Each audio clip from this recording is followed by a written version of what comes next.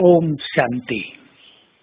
भगवान वाच, किसी भी कार्य, प्रोग्राम, कोई भी हम सेवा करते हैं, उसकी सफलता का आधार है प्योरिटी की पर्सनलिटी।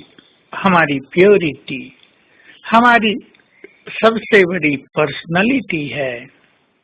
हम जानते हैं, जब हम देवता थे, हमारी पर्सनलिटी कैसी थी। जब देव रूप में हमारा पूजन हुआ, हमारे जड़ चित्रों की पर्सनलिटी भी कैसी थी। हमारा व्यक्तित्व सचमुच बहुत महान है और संसार को आकर्षित करने वाला है।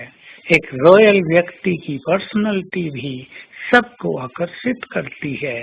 उसका चलना, देखना, खाना पीना, उठना बैठना, बोलना, व्यवहार करना, सब आकर्षण का केंद्र बने रहते हैं। लेकिन हमारी पर्सनलिटी, हमारे व्यक्तित्व का आधार है हमारी प्योरिटी, हमारी पवित्र दृष्टि। तो जो भी हमारे सामने आए, उसे हमसे पवित्र वाइब्रेशंस मिलते रहें।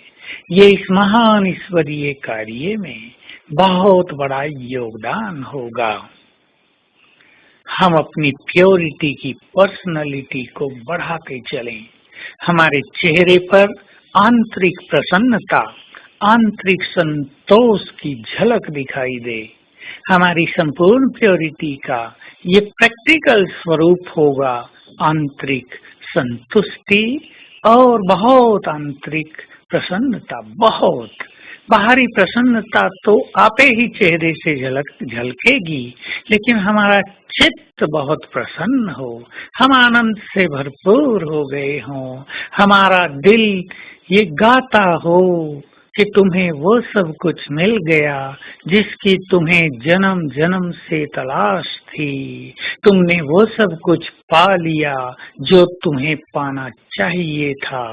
तुमने उन सभी खजानों से स्वयं को भरपूर कर लिया जो जन्म जन्म तुम्हारे काम आएंगे। तुमने अपना भाग्य बहुत उज्जवल कर लिया।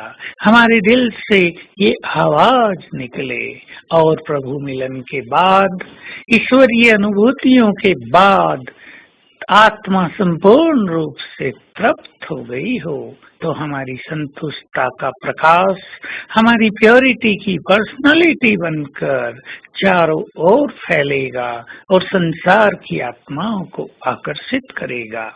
हम कोई भी सेवा करते हैं, चाहे प्रोग्राम बनाते हैं, चाहे हम किससे मिलने ही जाते हैं, यदि तेरे मेरे का भाव है, यदि स्वार्थ का भाव है, मैं ही ये सेवा करूं, दूसरे का नाम न हो जाए, केवल मेरा नाम हो, इस सेवा के योग्य केवल मैं हूं, या इस सेवा की ड्यूटी केवल मुझे मिली हुई है, इसलिए दूसरों को करने का अधिकार नहीं है, अगर ये भावनाएं हैं तो समझ लें हमारी प्योरिटी की पर्सनैलिटी बहुत डाउन है और हम सेवा तो कर लेंगे, नाम भी हो जाएगा, लेकिन उसकी सफलता जो संसार को दिखाई दे वो हमें कदापि प्राप्त नहीं होगी।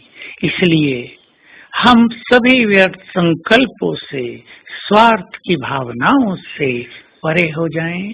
ये स्वार्थ भी असंतोष का प्रतीक है। ये स्वार्थ भी एक बड़ी सूक्ष्म, छोटी नहीं बड़ी सूक्ष्म इम्प्योरिटी है। स्वार्थ भाव बाबा के कार्यों में बहुत बड़ी बाधा है और स्वार्थ से करने वाली सेवाओं के बाद उसका पुण्य भी जमा नहीं होता, क्योंकि उसका तत्काल फल मिल जाता है, मान और सम्मान, जिसे बाबा कहते हैं वे कच्चा फल खा लेते हैं। तो आइए आज हम सारा दिन याद रखें, मैं पवित्रता का सूर्य हूँ।